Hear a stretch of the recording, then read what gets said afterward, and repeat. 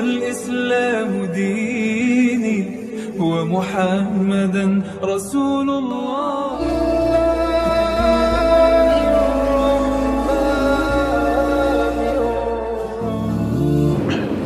Bismillahirrahmanirrahim. Assalamualaikum warahmatullahi wabarakatuh.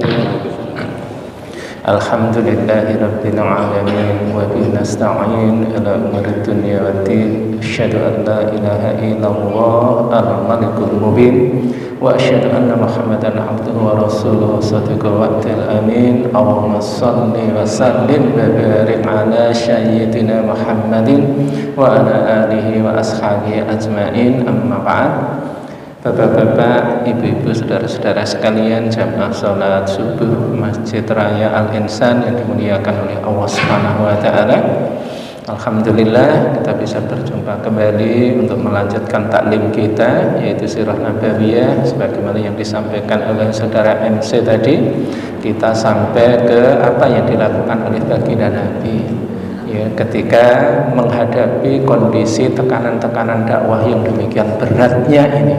Dan kita mengharap moga-moga kita nanti bisa mengambil pelajarannya, kemudian bisa kita praktekkan di dalam kehidupan kita sehari-hari. Salawat dan salam juga tidak lupa moga selalu tercurah untuk baginda Nabi Muhammad SAW dan juga untuk keluarganya, untuk kita semua, dengan harapan moga-moga di akhirat kelak kita mendapat syafaat dari Rasulullah SAW. Pada kesempatan kali ini kita harus meyakini bahwa sesulit apapun dakwah kita, itu pada akhirnya Allah akan memberikan pertolongan terhadap dakwah ini. Jadi inna ma'al usri yusra wa inna ma'al usri yusra. Bersama dengan kesusahan itu pasti ada kemudahan, dan bersama kesusahan itu ada kemudahan. Jadi sesulit apapun, seberat apapun penderitaan yang diderita oleh Nabi, kemudian Allah pun memberikan penolong, memberikan ketenangan, memberikan penawar terhadap kesengsaraan-kesengsaraan yang dialami oleh baginda Nabi. Ya, kemarin kita dengarkan bersama bagaimana Nabi itu kesusahannya mulai dari tahun ke-10, mulai dari Amul Husni, tahun duka cita, ditinggal oleh orang-orang yang selama ini membela dakwahnya. Kemudian derita berikutnya, keberanian orang-orang Arab semakin berani dengan Nabi, sampai Nabi diusir dari tempat kelahirannya, kemudian ke Taif. Di Taif justru direaksi negatif orang-orang Saqif, ya, orang-orang penduduk Taif itu. Ya, kemudian Rasulullah SAW sudah menyerahkan dakwah ini kepada Allah Subhanahu wa taala. Apa penawar-penawar yang Allah berikan kepada Nabi kita ini? Dan ini yang mungkin harus banyak kita ambil keteuladanannya. Yang pertama yang diberikan Allah kepada Nabi kita untuk menjadi penawar derita dalam dakwahnya itu adalah kesabaran. Ya, jadi sabar ini adalah buah dari kemenangan. Sabar yang dimaksud di sini itu bukan kok tidak ada gerakan, tapi sabar yang dimaksud di sini itu kenyal, tahan uji. Kalau dulu ketika saya belajar itu, dosennya itu mencontohkan, ya, ketika andikan kita ini ada ban motor atau ban sepeda itu dipompa kencang, kemudian dipukul. Reaksi pemukulan itu namanya sabar, tahan uji. Sabar itu sebenarnya, ya. Nah, ini bagaimana Rasulullah itu mencontohkan ketahan ujiannya ini. Walaupun ketika Nabi menyerahkan dakwah ini kepada Allah Subhanahu wa taala, karena batas-batas kemanusiaannya, Nabi ini adalah manusia, jadi ada batas-batas manusianya. Walaupun beliau ini adalah Rasul, beliau ini adalah Nabi, tapi beliau ini juga manusia. Jadi ada namanya derita, juga merasakan sakit, merasakan sedih, itu ada pada diri beliau. Ketika saat itu Nabi, kemarin yang sudah saya sampaikan, ya, berada di sebuah kebun, kemudian di situ Nabi istirahat sambil membersihkan luka-lukanya, maka Nabi ini menyerahkan dakwah ini kepada Allah Subhanahu wa taala. Ini kalimat Rasulullah kemarin adalah Allahumma ilaika ashkuwati. ya wakilata khilati wa hawani 'alan nasi ya arhamar rahimin. Seolah-olah Nabi ini menyerahkan kepada Allah, ya Allah, ya kepadamulah ya aku sampaikan ketidakmampuanku, aku sampaikan kelemahanku, aku sampaikan ketidakhebatanku di hadapan manusia. Ya, dan Allah menyerahkan dakwah ini, Rasulullah menyerahkan dakwah ini kepada Allah Subhanahu wa taala. Ya. Kemudian pada saat itulah Allah memberikan beberapa ketenangan. Satu adalah kesabaran. Ya, karena kita harus meyakini sabar ini adalah buah dari kemenangan. Sebagaimana tertulis di dalam surat Ali Imran ya ayat 200. Ya ayyuhalladzina amanu sabiru wasabiru warabitu wattaqullaha la'allakum tuflihun. Wahai orang-orang yang beriman, sabarlah kamu, kuatkan kesabaran. Warab itu sebenarnya Rob itu juga kuatkan juga, tapi kalau dari tafsir-tafsir yang saya baca di sini, bersiap siagalah kamu. Wattaqullaha la'allakum tuflihun, dan takutlah kalian kepada Allah, niscaya kalian akan mendapatkan keberuntungan atau kemenangan. Salah satu di antara sumber kemenangan itu adalah kesabaran bagi dai, kesabaran bagi orang yang mendakwahkan Islam. Dan inilah yang diperlihatkan, yang dilakukan oleh baginda Nabi Sallallahu Alaihi Wasallam. Ya, ini terbukti yang pertama adalah doa Nabi tadi. Bagaimana sabarnya Nabi itu menghadapi kondisi itu. Ketika Allah itu menurunkan malaikat sebagai bentuk ketenangan juga kepada Rasulullah, yaitu malaikat Jibril yang disertai dengan malaikat gunung, di mana malaikat gunung ini terserah Rasulullah apakah Rasulullah mau memerintahkan apa untuk penduduk Taif itu. Ya, kemudian Rasulullah SAW ketika malaikat gunung bersama malaikat Jibril itu datang menghadap kepada Nabi Muhammad SAW. Kemudian malaikat ini mengatakan, ya Rasulullah, aku diutus oleh Allah. Allah melihat apa yang terjadi pada dirimu dan apa yang terjadi yang dilakukan oleh penduduk Taif itu. Ya, maka terserah engkau wahai Rasulullah. Di sini ada dua gunung, Ukasain, gunung Ukasa, dua gunung Ukasa. Apa yang hendak engkau perintahkan kepadaku? Apakah aku balik gunung ini kemudian aku hantamkan kepada penduduk Taif itu supaya mereka selesai tamat riwayatnya? Tetapi karena kesabaran yang ada pada diri Nabi Muhammad SAW, kemudian Rasulullah itu bertambah doanya dengan inilah arju ayyukhrijawa min aslabihim mayyaqulu la ilaha illallah. Apa yang dilakukan oleh Nabi SAW sudah mengatakan, sejujurnya aku ini masih punya harapan semoga Allah Subhanahu Wa Taala ayakhruja, mengeluarkan min aslabihim, dari sulbi mereka, dari keturunan mereka, mayyaqulu la ilaha illallah, orang-orang yang mengucapkan la ilaha illallah. Ya, jadi adegan coba ini bandingkan adegan ini terjadi pada kita. Ya sudah dakwahnya ditentang, dilempari, dikejar-kejar. Ya. Kemudian ketika itu disampaikan kepada malaikat kondisi itu, justru jawaban Nabi adalah, saya masih mengharap moga-moga dari penduduk ini keturunannya itu orang-orang yang menyampaikan kalimat la ilaha illallah. Bahkan di keterangan yang lain ada tambahan, Allahumma hdi qaumi fa innahu la ya'lamun. Ya Allah, ampunilah, patut berilah petunjuk kepada kaumku ini karena sesungguhnya mereka tidak mengetahui. Ini adalah kalimat-kalimat Rasulullah. Ini doanya Rasulullah pada tahun ke-10 kenabian. Doa ini dikabulkan oleh Allah pada tahun ke-9 ya, Hijriah. Berarti berapa tahun? Sekitar 10 tahunan doa Nabi ini baru dikabulkan, yaitu penduduk Taif, orang-orang Sakif, namanya Bani Sakif, itu semuanya masuk Islam. Ya, jadi ini buah kesabaran yang sangat luar biasa.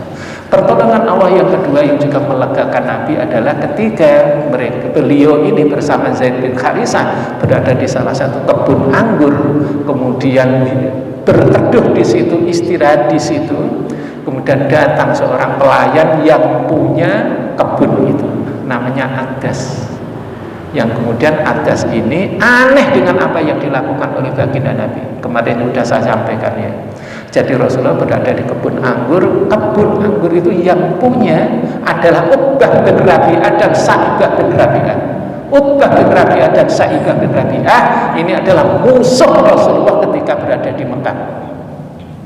Coba kita bayangkan ya, di penduduk Taif dikejar-kejar, diejek, dihantam batu dan lain sebagainya, lari istirahat di sebuah kebun. Ternyata yang punya kebun itu miliknya orang yang selama ini memusuhi Rasulullah di Mekah. Kalau dalam bahasa ini, keluar dari mulut buaya masuk ke mulut singa ya. Tetapi dakwah ini miliknya Allah. Allah yang akan menolong dakwah ini ya. Kemudian ketika berada di gua itu, sang empunya kebun yang orang kafir yang selalu menentang Nabi itu, ketika Nabi berdoa itu didengarkan doa itu. Kasihan orang ini ya. Jadi Utbah bin Rabi'ah dan Sa'ibah bin Rabi'ah itu melihat Rasul menderita seperti itu kasihan, padahal selama ini dia itu memusuhi ketika di Mekah. Pun mengutus kepada karyawannya namanya Adas, diminta, wahai Adas, berikan ini, maksudnya itu buah anggur ini kepada orang yang duduk itu. Akhirnya Adas ini memberikan buah anggur kepada Rasulullah dan Zaid bin Harisah. Ketika diberi dan dipersilahkan, maka Rasulullah ini mengambil dan mau memakan, mau mengambil dengan kalimat Rasulullah, Bismillahirrahmanirrahim. Kesannya bagi kita biasa, kalimat Bismillah itu biasa, tapi bagi seorang Adas ini adalah sesuatu yang luar biasa. Kenapa? Kata Adas, kaget atas waktu itu. Ya saudara, kenapa Anda mengucapkan kalimat yang tidak biasa disampaikan oleh orang-orang ini? Ya. Jadi kadang kita membaca Bismillah, membaca Alhamdulillah, salam itu kesannya biasa. Tapi bagi orang-orang tertentu itu justru bisa menjadi menjadi tekanan ya, bagi seseorang untuk tertarik kepada Islam. Maka ketika kalimat itu disampaikan kepada Rasulullah, maka Adas ini tertarik, sehingga Adas ini bertanya, kamu siapa? Saya Adas. Ya, agama kamu apa? Agama saya Nasrani. Oh, kamu Nasrani ya, kamu dari daerah namanya Zanefa. Iya betul. Kamu kenal dengan nama Yunus bin Matta. Kalau dalam bahasa kita Yunus bin Matta. Kalau di dalam bahasa Injil namanya Yunus bin Matius. Kemudian Adas ini itu langsung mencium kakinya Rasulullah SAW. Kenapa? Karena orang yang tahu nama Yunus bin Matta ini bukanlah sembarang manusia. Ya. Sampai kemudian Rasulullah ini mengatakan bahwa saya ini sama dengan Yunus bin Matta. Saya juga seorang nabi, Yunus bin Matta dengan seorang nabi. Adas itu langsung masuk Islam. Kenapa? Karena tidak ada orang yang bisa menyebut nama Yunus bin Matta kecuali para nabi. Ya, jadi hiburan yang kedua, hiburan yang pertama adalah kesabaran. Hiburan yang kedua adalah turun masuk Islamnya Adas. Ya, penawar yang kedua masuk Islamnya Adas. Penawar yang ketiga, ketika Rasulullah berjalan dari kebun itu mau hendak ke Madinah, istirahat di sebuah namanya Nakhlah. Di Nakhlah itulah Rasulullah sempat sholat tahajud dengan membahasakan, dengan menyampaikan tilawahnya itu jahar. Taruhlah kayak Pak Syahrul tadi ya, dengan indahnya membaca seperti itu. Jin yang ada di situ tuh tertarik dengan bahasa-bahasa itu, tertarik dengan apa yang disampaikan oleh Rasulullah, yaitu bacaan-bacaan Al-Quran, sehingga segerombolan sekian jin itu kemudian masuk Islam. Ya, maka di kalimat wa ma khalaqtul jinna wal insa illa liya'budun, tidaklah aku ciptakan jin dan manusia kecuali untuk beribadah. Berarti jin itu beribadah. Berarti jin itu mukallaf, dia mendapat tugas untuk melakukan ibadah kepada Allah Subhanahu wa taala. Ya. Ini pelajaran yang bagi kita, bagi jin, eksistensi keberadaan jin itu memang ada, jin itu ada. Dan tugas jin itu sebagaimana manusia, yaitu beribadah kepada Allah Subhanahu wa taala. Berarti jin itu ada yang muslim, ada juga yang kafir. Jin kafir kita sering menyebut jenengan syaitan. Ya. Kalau iblis itu siapa? Iblis itu jin yang hidup di zamannya Nabi Adam yang tidak mati selama-lamanya. Nah, ini keberadaan jin yang perlu kita ketahui ya. Jadi masuk Islamnya sekian jin itu juga menjadi penawar, menjadi ketenangan bagi Nabi SAW. Ya, yang kemudian yang berikutnya adalah keyakinan Nabi kita ini pertolongan dari Allah SWT. Ketika hendak mau ke Mekah, balik ke Mekah dari Taif hendak ke Mekah, maka Zaid bin Harisah ini mau mengatakan, ya Rasulullah, kita mau ke Mekah, mau lewat mana? Kita sudah diusir dari Mekah, kita nggak bisa masuk dari Mekah. Maka kata Rasulullah SAW, kalau kalimatnya Rasulullah adalah, ya Zaid, inna wajailun lima tara farajan wa makhrajan. Wahai Zaid, sesungguhnya Allah Subhanahu wa taala itu akan memberikan kepada kita jalan keluar. Ini yakinnya Rasulullah itu. Di tengah-tengah susahnya dakwah itu, Rasulullah tetap memberi keyakinan bahwa ini adalah miliknya Allah. Dakwah ini miliknya Allah, pasti akan ditolong oleh Allah Subhanahu wa taala. Ya, ini yang disampaikan Rasulullah kepada Zaid bin Harisah. Yang kemudian terbukti bahwa Rasulullah Subhanahu wa taala ini menolong agamanya dan juga menolong nabinya. Ya.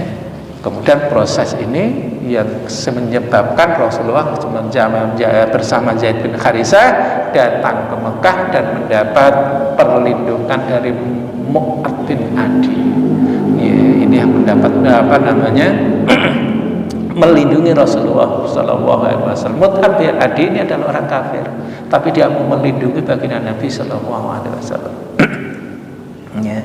Kemudian penawar penolong Rasulullah SAW yang menjadi puncaknya dari penolong itu adalah Isra dan Mi'raj Nabi Muhammad SAW. Ya, jadi Isra dan Mi'raj itu adalah salah satu bentuk pertolongan, penenangan hati Rasulullah yang gundah gulana setelah mendapatkan kesengsaraan selama itu, ya kemudian mendapatkan ketenangan. Itu caranya adalah Isra dan Mi'raj. Saya ingat ya, ada sebuah kisah, ada tamasya, piknik ya, tamasya anak-anak TK. Anak-anak TK itu tamasya, taruhlah kita anggap 2 mobil, itulah gampangnya ya, 2 bus. Yang satu bus khusus anak-anak sama guru pembimbingnya, yang satu bus khusus wali muridnya. Kemudian bus ini menuju ke satu tempat tamasya itu, ya, kemudian sampai di situ anak, orang tua dan muridnya ini berbaur di tempat permainan dan lain sebagainya. Kemudian karena waktunya sudah selesai, maka dihimbau untuk kembali ke bis masing-masing untuk berangkat melanjutkan ke tempat berikutnya. Ya. Kemudian di tempat yang baru itu ada seorang ibu yang bingung. Kenapa? Anaknya nggak ikut, anaknya tuh tidak ikut di bus yang anak-anak tadi. Anaknya ketinggalan di tempat yang lama. Kita bisa membayangkan ya, anak TK ini. Kalau anaknya mungkin sudah kuliah, sudah ini udah nggak ada masalah. Anak TK. Dan ibunya ini sadar itu ketika sampai di tempat yang baru. Ketika sudah berada di tempat yang baru, ibunya, orang tuanya atau wali muridnya ini keluar dari bis sama dengan anaknya satu-satu. Ibu ini anaknya tidak ada. Ternyata anak itu ketinggalan di tempat yang sebelumnya itu. Anak yang ditinggalkan di tempat itu menangisnya luar biasa. Kita membayangkan ya, dengan anak kita, cucu kita masih TK ditinggal orang tuanya di tempat yang asing, yang dia tidak kenal satu orang pun di situ. Ya, kemudian si anak ini didatangi oleh petugas tempat itu, ya, ya, kemudian ditenangkan oleh petugas, dan anak ini nangis dengan nangis yang sangat luar biasa. Akhirnya rombongan ibu-ibu dan anak tadi diputuskan balik lagi kembali ke tempat semula. Nah, kemudian ketika balik itu, sang ibu ketemu dengan anak yang tadi hilang, ya, dengan tangisan, dengan kesedihan dan lain sebagainya. Tetapi ketika sang anak ini sudah dipeluk ibunya, kemudian sudah ditenangkan oleh ibunya, dan sang anak ini terdiam. Ya, ketika kembali lagi ke tempat semula, seolah-olah anak ini sudah tidak ada problem itu, dan kemudian anak ini bergabung dengan teman-temannya. Saya membayangkan ya, jadi andai kan baginda Nabi SAW dalam kondisi yang seperti itu, kemunculan ada kemukjizatan namanya Isra Mi'raj. Seolah-olah di gambaran saya, Nabi itu dipeluk oleh Allah Subhanahu wa Ta'ala, didekatkan kepada Allah Subhanahu wa Ta'ala untuk dicas kembali supaya lebih semangat lagi di dalam berdakwah. Ya. Isra Mi'raj ini adalah sebuah kemukjizatan, di mana baginda Nabi SAW pada tahun itu, untuk tahun ini berbeda, beberapa ulama ada mengatakan tahun ke-10, ada mengatakan tahun ke-12, tapi saya tidak masuk ke ke perbedaan ini. Ya.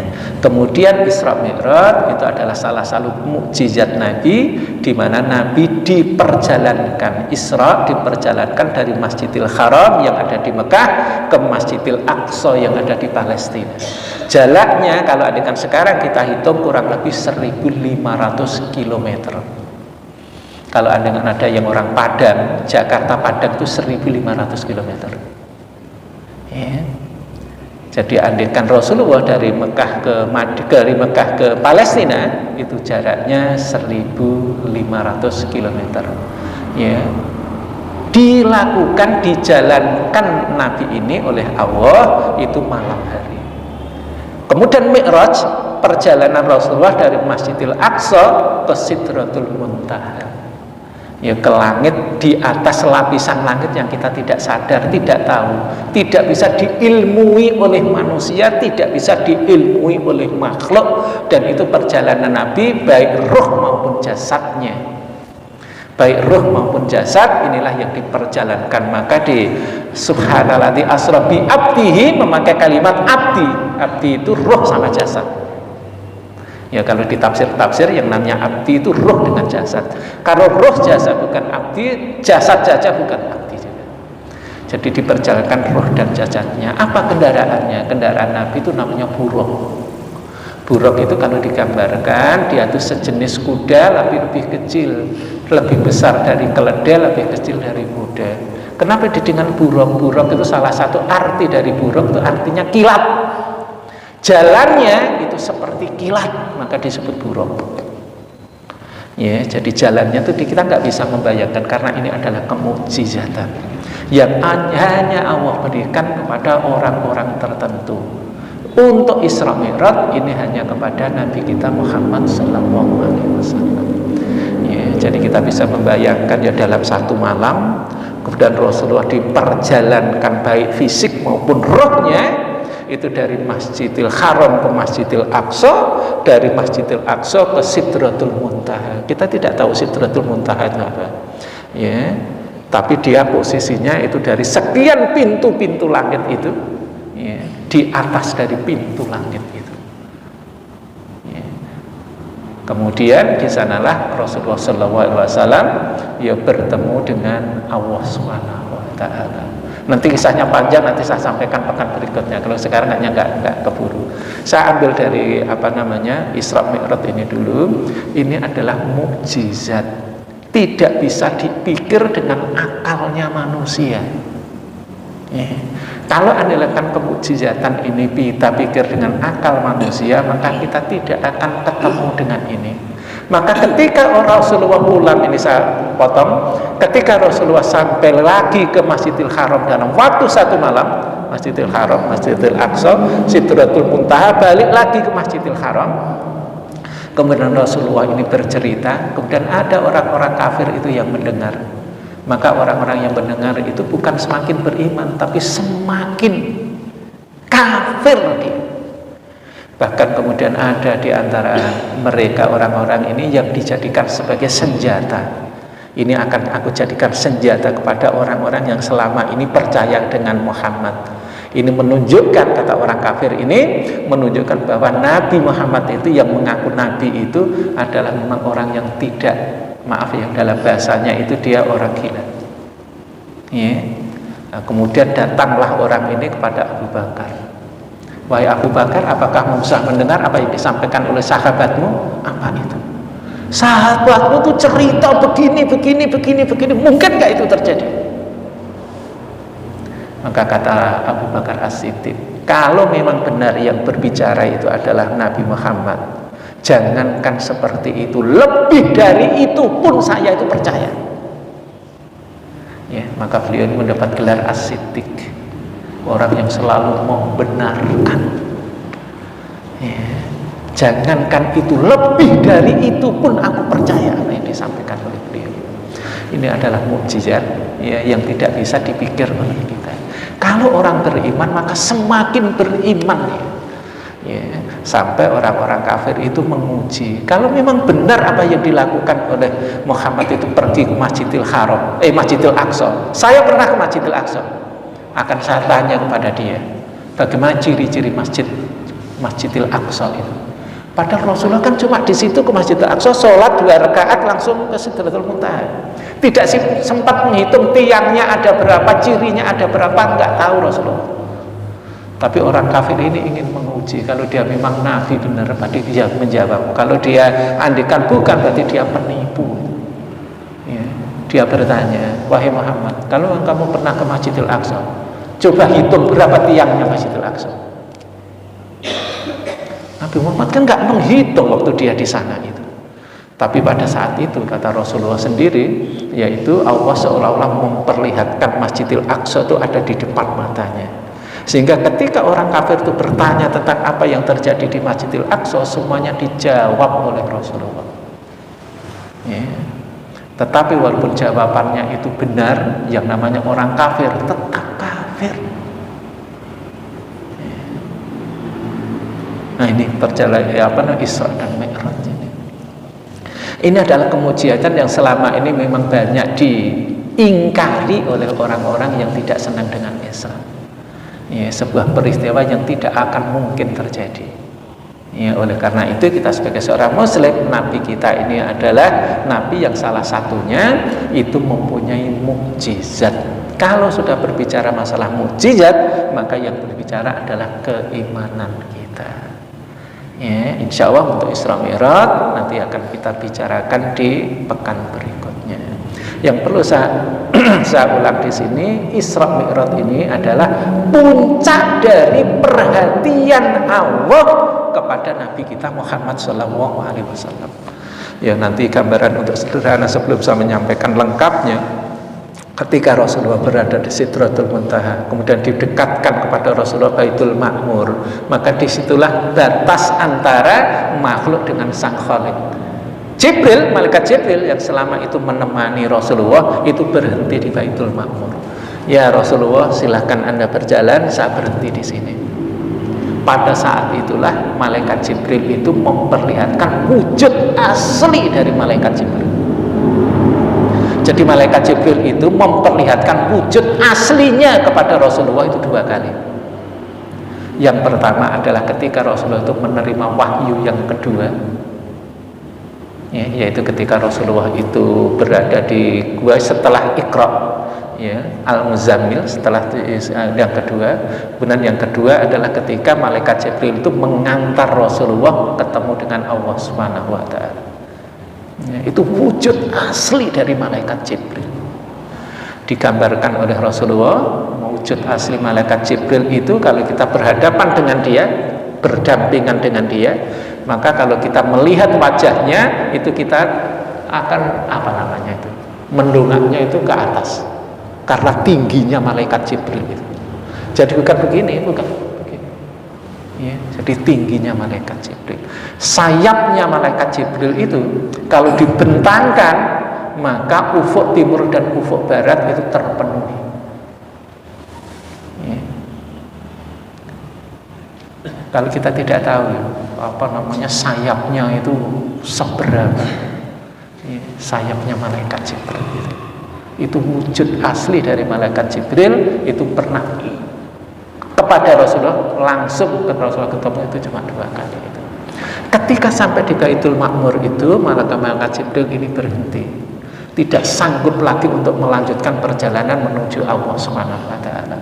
Sehingga Nabi kita ini mendekat kepada tempat yang dituju, yang diarahkan atau yang ditunjuk oleh malaikat Jibril itu. Baru disitulah Rasulullah itu menerima perintah syariat yang selama ini kita jalankan, yaitu sholat 5 waktu. Ya, yang kita kenal dengan Isya, subuh, terus zuhur, asar, maghrib. Ya, ini 5 waktu ini. Nanti kisahnya panjang kan, untuk berawal dari 50 rakaat, kemudian ketemu dengan ini dan lain sebagainya. Kemudian nabi-nabi siapa yang menemui Rasulullah ketika Rasulullah itu mi'raj? Tidak semua nabi. Yang ketemu itu cuma 7 nabi. Ya. Jadi Nabi Adam, Nabi Isa, Nabi Yunus, Nabi Yusuf, setelah Nabi Yusuf itu Nabi Idris, kemudian Nabi Musa dan Nabi Ibrahim. Ini yang ketemu dengan Nabi. Ya.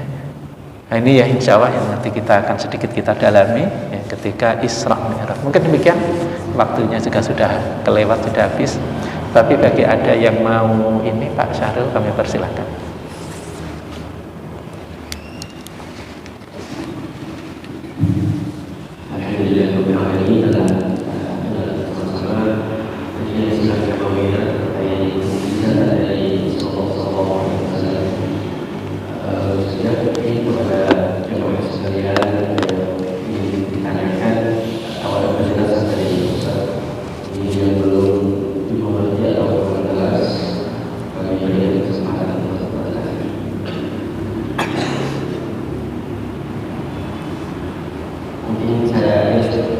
Fadal. Ini terkait masalah dakwah Muhammad di kota Thaif. Kita tahu sama-sama kalau dakwah Rasulullah itu ditolak oleh orang Thaif.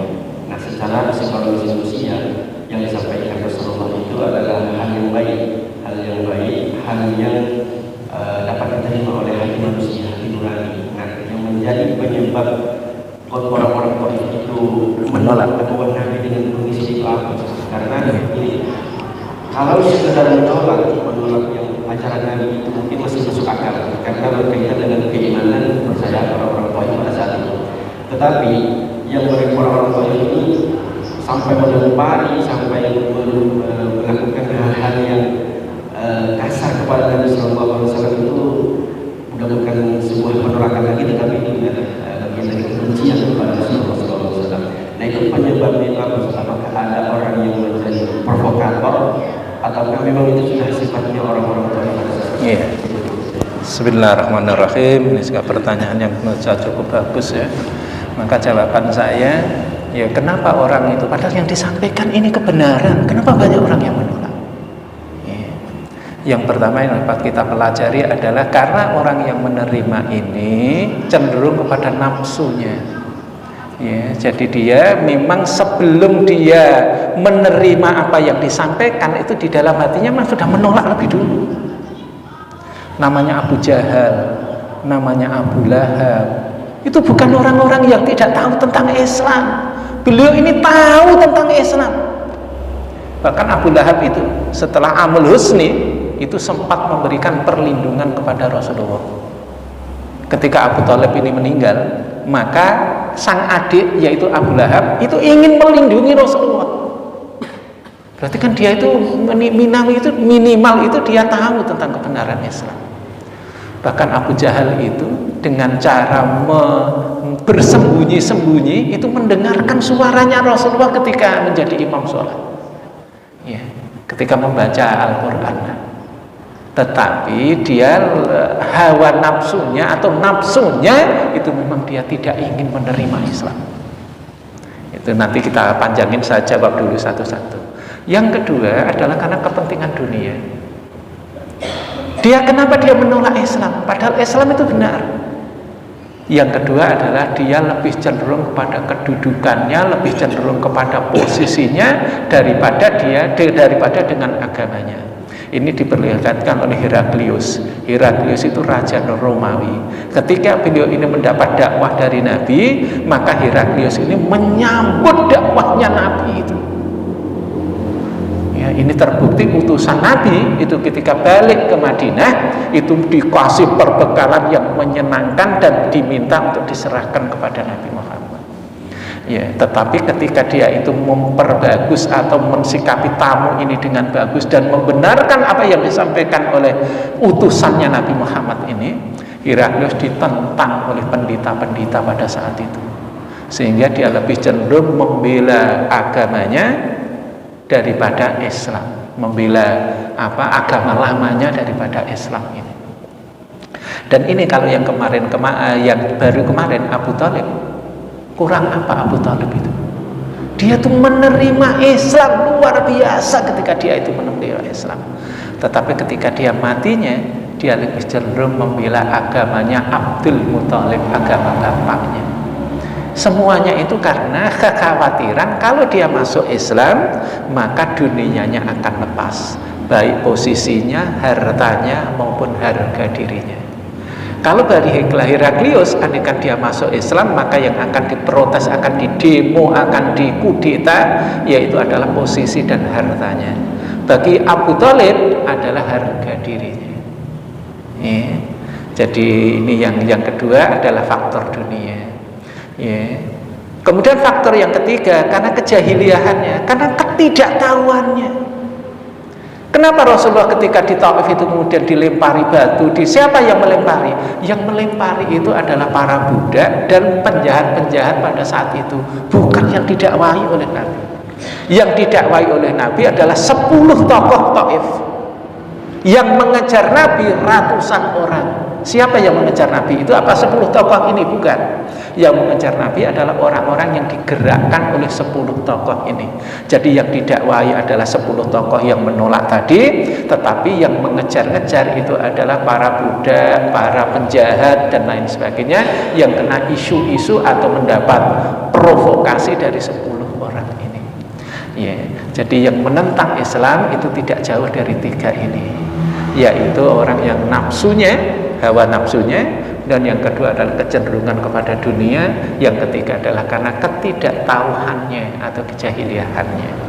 Ya, jadi kalau kan kenapa dakwah Nabi demikian? Ya ada orang yang karena nafsunya dia tidak mau menentang, tidak mau menerima, ada karena hawa nafsunya dia cenderung kepada dunia, dan ada karena dia ketidaktahuannya terhadap kebenaran itu. Ya, sehingga doanya Nabi kan kalau kita perhatikan doa Nabi itu kan supaya Allahumma hdi qaumi fa innahu la ya'lamun. Ya Allah, berilah petunjuk kepada kaumku ini karena sesungguhnya mereka ini tidak tahu.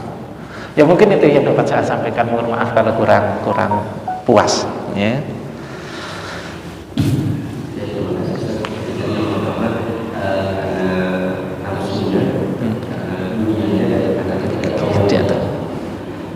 Kepada imam yang lain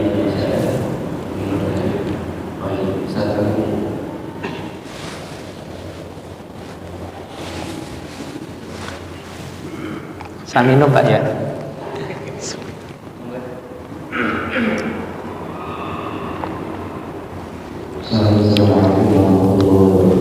Waalaikumsalam warahmatullahi wabarakatuh. Tadi ada di kisah itu di mana Rasulullah itu sudah dilempar kemudian bersandar di sebuah kebun dan menjadi sebuah pohon karena kakinya terluka karena istirahat dan datanglah malaikat gunung. Kalau Rasulullah mau dilimpahkan gunung itu ke gunung Taif.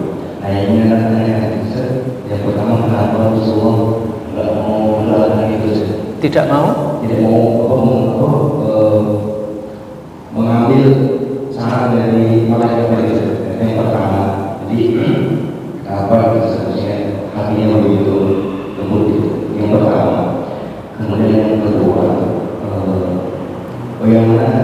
cara kita mengambil pelajaran perjuangan dakwah Nabi. Mengingat zaman sekarang itu kita lebih banyak memilih keluarga dan memilih pribadi kita daripada mengedepankan dakwah. Jadi bagaimana caranya kita lebih memikirkan posisi dakwah yang lebih utama, gitu ya. Mungkin selain keluarga itu sikap iman. Bismillahirrahmanirrahim. Salah satu di antara kelebihan Nabi kita dalam mensikapi tantangan-tantangan dakwah itu adalah kesabaran Nabi. Memang orang diberi kesabaran ini bukan gampang ya. Kita yang bersabar juga perlu latihan. Ya. Jadi ketika dakwah Nabi, ketika berada di kebun kurma, di bawah pohon kurma itu, kemudian Rasulullah itu didatangi oleh malaikat. Ya, dari derita yang pernah dialaminya, kemudian malaikat ini menawarkan kepada Rasulullah untuk mengangkat gunung dan menghancurkan penduduk Taif. Ya. Kalau andalkan bahasa kita itu, udah silakan aja, gitu, biar selesai urusannya dengan orang Taif ini. Tapi bagi Nabi bukan begitu. Karena Nabi itu menilai itu bukan hanya pada saat itu, tapi juga Nabi ini akan menilai apa yang akan terjadi besok. Ya, salah satu dari kelebihan Nabi ini adalah orang-orang yang pemikirannya itu melampaui zamannya. Jadi Nabi kita ini adalah Nabi, salah satu kelebihannya pemikirannya ini melampaui zamannya. Sekarang ini kondisinya seperti ini, tapi Rasulullah itu mempunyai pemikiran besok itu begini. Ya, ini menunjukkan kecerdasan baginda Nabi. Ini terbukti atau tadi yang saya sampaikan. Kemudian Rasulullah tidak mengambil sarannya malaikat itu, karena Nabi mengharap dari keluarga ini, dari marga ini, dari suku ini besok akan muncul orang-orang yang mengucapkan kalimat la ilaha illallah. Dan itu terbukti. 10 tahun dari dakwah Nabi itu terbukti. Ini melatih kita. Ketika kita sedang emosi, kita dipacu untuk marah, tapi kita bisa menahan diri. Dan ini tidak akan mungkin bisa dilakukan kecuali orang-orang yang mempunyai kedekatan kepada Allah Subhanahu wa Ta'ala. Ya, jadi ketika kita menghadapi kondisi-kondisi seperti ini itu bisa tenang. Kebanyakan di kita, termasuk saya, ya, menghadapi kondisi-kondisi itu yang muncul adalah emosi, marah dan lain sebagainya. Tapi mampu Nabi kita ini mengendalikan emosi itu untuk kedepannya. Ya, jadi kelebihan dari Nabi kita ini adalah orang-orang yang pemikirannya melampaui zamannya. Yang bisa kita tiru adalah pemikiran kita melampaui zamannya. Itu yang bisa kita tiru. Ya. Kemudian yang kedua adalah usianya yang kemudaannya itu melampaui usianya, pemikirannya itu melampaui usianya. Dia memang masih muda, tapi pikirannya itu sudah senior, sudah tua. Ya, kalau andikan kita gambaran di kita itu orang-orang yang memiliki kesabaran tinggi dan keimanan tinggi itu melampaui usianya, kedewasaannya itu melampaui usianya. Mohon maaf ya, mungkin bagi ibu-ibu, kalau andikan saya bertanya, ketika Siti Aisyah, istrinya Nabi, itu ditinggal wafat oleh Nabi, berapa usianya Aisyah? Ada yang bisa menjawab kita? 19 tahun. Ketika Rasulullah itu wafat, Siti Aisyah ini ditinggal oleh Rasulullah, usianya Aisyah itu 19 tahun. Tetapi hampir semua perawi hadis, ya, atau yang mencari hadis-hadis tentang keluarga itu hampir semuanya merujuknya kepada Aisyah. Padahal dia masih kecil. Sekarang 19 tahun bisa apa anak sekarang? Ya. Kemudian Ibnu Abbas, Abdullah bin Abbas. Ketika Rasulullah itu wafat, Abdullah bin Abbas ini usianya 14 tahun. Tapi di lingkungan sahabat, Ibnu Abbas ini ahli tafsirnya generasi sahabat, tahu persis kapan Al-Quran turun, di mana Al-Quran turun, dan dalam rangka apa Al-Quran itu turun. Itu Ibnu Abbas. Padahal usianya 14 tahun. Ini terbukti ketika usianya menjelang 17 tahun di zamannya Umar bin Khattab, beliau ini menjadi mufti ketika Umar bin Khattab itu menjadi khalifah. Kalau kita pikir kita 14 tahun anak sekarang itu bisa apa? Ya, ini menjadi ahli tafsirnya sahabat. Kalau ahli tafsirnya Asyukur Al-Insan itu masih biasa, Pak. Tapi kalau ahli tafsirnya sahabat luar biasa ya. Usianya berapa? 14 tahun. Jadi orang-orang yang dekat dengan Islam, orang-orang yang benar-benar menjiwai Islam, yaitu kedewasaannya melampaui usianya, ya pemikirannya melampaui zamannya. Yang dipikir oleh Rasulullah bukan pada saat itu saja, tapi yang dipikir oleh Rasulullah adalah yang akan datang. Dan harapan dari Rasulullah adalah moga-moga penduduk ini besok ada yang mendukung dakwah Islam. Ya, ini yang perlu kita catat ya. Itu yang pertama. Ya, kenapa Rasulullah tidak mengikuti sarannya malaikat? Itu karena kesabarannya.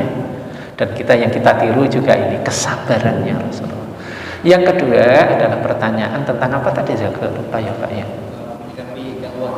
Ya, kita mengambil ya salah satunya ya cara supaya kita ini bisa menjiwai apa yang dilakukan oleh baginda Nabi dan kita sedikit banyak bisa meniru apa yang dilakukan oleh baginda Nabi adalah mendalami sirah.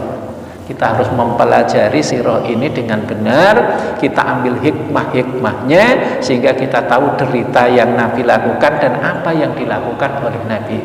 Nabi kita ini adalah manusia paripurna. Semua ajaran Islam itu sudah dipraktekkan oleh beliau. Salah satu di antara keuntungan kita sebagai seorang muslim adalah kita ini mempunyai Nabi, mempunyai Rasul, di mana Nabi dan Rasul ini pernah melaksanakan semua ajaran Islam. Semua yang diajarkan ke kita di dalam Al-Quran itu semuanya sudah dipraktekkan oleh Nabi kita. Sehingga ketika kita ini menghadapi benturan-benturan dakwah, kita begini dan lain sebagainya, kita ini mempunyai manusia yang kita jadikan rujukan. Ketika dalam kondisi ini dulu Nabi pernah apa? Dalam kondisi seperti ini Nabi itu dulu pernah apa? Sehingga kita bisa mengambil pelajaran-pelajaran itu, kemudian kita cocokkan di dalam diri kita, keluarga kita, ya, para pendukung dakwah ini dan lain sebagainya. Jadi saya ulangi, salah satu di antara kelebihan dari agama Islam ini adalah kita mempunyai manusia yang manusia itu kita jadikan model, kalau dalam bahasa Inggrisnya role model. Ya, jadi ketika kita Islam ini itu ada modelnya, ini loh manusianya itu, dan ini tidak akan kita dapatkan di agama-agama yang lain. Contohnya adalah, maaf yang gampang saja lah, menikah. Nabi kita menikah, Nabi kita menikahkan, menikah juga pernah, menikahkan juga pernah. Coba agama yang lain, nabinya nggak menikah, nggak pernah menikahkan. Siapa contoh yang diambil? Nggak ada. Ya, maka mereka itu bingung, kenapa nabinya nggak menikah, nggak pernah menikahkan. Contohnya contoh siapa? Nggak ada, nggak punya contoh dia. Tapi Nabi kita ini luar biasa. Ya, jangankan menikah, lahir, Nabi kita punya anak, gimana cara bayi lahir itu kayak apa, dicontohkan semuanya oleh Nabi kita. Ya, mulai yang paling ringan sampai tingkat yang paling berat. Apa itu? Paling berat itu praktek rojam. Orang zina dibunuh dengan cara pembunuhan yang menurut kita itu tidak manusiawi. Itu pernah dicontohkan oleh Nabi. Hikmah-hikmahnya banyak sekali. Ya, kalau anda kan hudud, kisos, rojam, itu kita jangan melihat dari pelakunya. Kesannya kasihan ya, omong seorang ini dibunuh, orang zina dibunuh, kesannya kayak sadis gitu. Itu kan kalau kita sebagai pelakunya, kita berpikir sebagai pelaku. Kalau kita berpikir sebagai korban,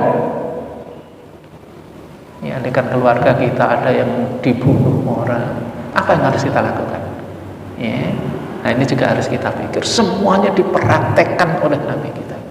Dan kita ini syukur luar biasa ya, sampai tingkat penulisan Nabi kita ini adalah bentuk biografi terlengkap dari manusia, mulai dari belum lahir sampai setelah wafat itu ada kisahnya, ada sejarahnya, dan itu lengkap pada diri Nabi kita.